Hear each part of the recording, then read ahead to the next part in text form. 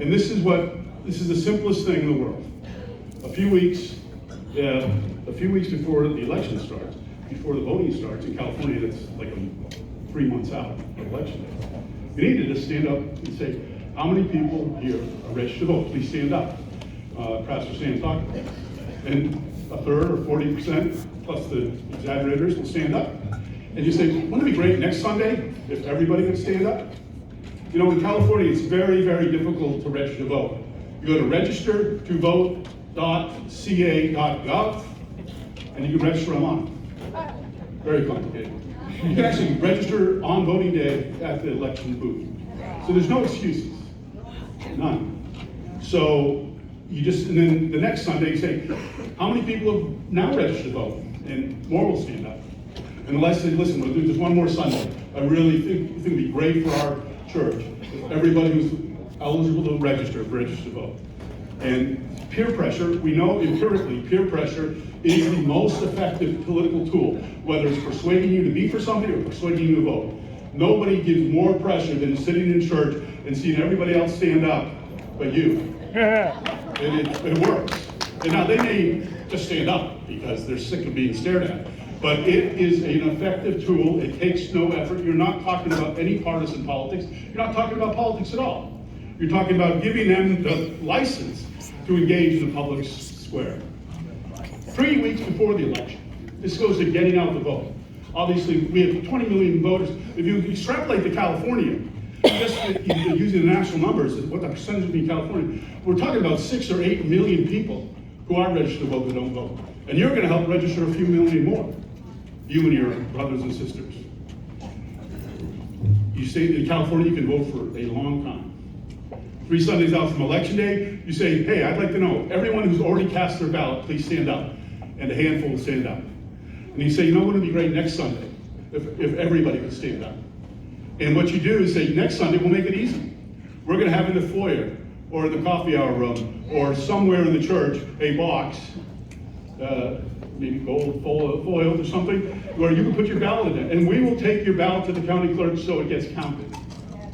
And next Sunday, you have everyone stand up with a ballot on their way out of church, put it in the box.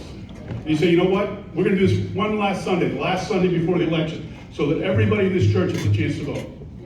If you all did that, and 10% of your colleagues who aren't here, which is thousands, did that, we would win.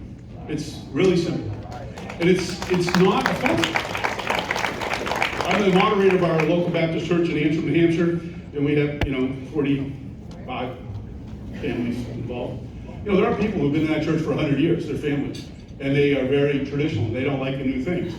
Even Don Huber could not complain about doing that because we're not saying go vote for that crazy guy Trump or vote against Newsom or do anything like that. We just want you to vote.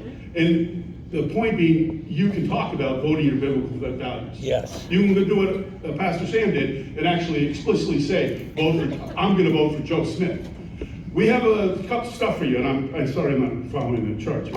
But we had Liberty Institute put a letter together for California. It's 4 pages, and we are going to email everybody here a copy of this, a copy of the presentation, and a very excellent study on the simple steps to do early voting, to do registration, and to get out the vote, and ballot gathering. And so you'll have this. But basically, this is not only an okay thing to do, this is not a sneaky thing to do, this is the law. It's perfectly legal, and the Institute has outlined all the things that churches and pastors can do to engage in the political square. And if you get flack from your longtime member of the deacons who thinks this is untoward, you can show them the letter. And basically, if you get in trouble, because there are organizations who will try to intimidate you, every year, this crazy group in Minnesota sends out a letter to every evangelical church saying, if you do in politics, you're going to violate the Johnson Amendment and all that crap. And you get effects. And you know what? You don't want to deal with lawsuits, you don't want to deal with this. It's an intimidation tactic. You notice it only doesn't go to the Episcopal churches, doesn't go to Catholic churches, doesn't go to Unitarian churches, it doesn't go to inner city churches. Why? because they want the president candidate to come. They want the governor to come. They want that, and people to be exposed to it. They only do it to right of center, what they consider right of center denominations. That's all crap. And what Matt Staver and his institute does, it will help you. It will defend you. It will stand up in the public square and in court to defend any of these intimidation tactics. So you have allies. You have the right thing to do. It's very simple. And the impact is phenomenal. We lose elections by 200 votes. I mean, your church alone could help win some of these races. One church. We lose some elections. On election day in California, we won a bunch of seats, as you all very painfully aware, and somehow 3 weeks later, we lost them. Because the counting of the absentee ballots, the counting of the ones, the ballot, harvested ballots. Well, we should do the same thing. And we're not talking about going out into places where these people are not churched. We're talking about the people you talk to every month that come 2 or 3 or 4 times a month to your church. These are the backbone of your community in reality. If you think of the people that work and make your community stronger and economically viable and provide the civic fabric of your community, they are sitting in one of your pews. And they may not be there every Sunday, but they'll be in this process. You're going to catch them if you do it for 3 weeks. And it takes 2 minutes. And we empirically know social pressure is the best thing to do. And I just say this, I know I won't say it because I don't have any time left, but I just say, if you have not been emailed by us to come, or you didn't email to registration, please leave your email and your business card or your name and email at the registration desk as you leave. And by the end of the week, you will get those 3 documents, and it will help you convince yourself this is okay to do. It will help you convince naysayers or doubters or whatever that you may encounter in your church governance. And it will give you the ability to see simple steps you can take to ensure that we turn out our voters.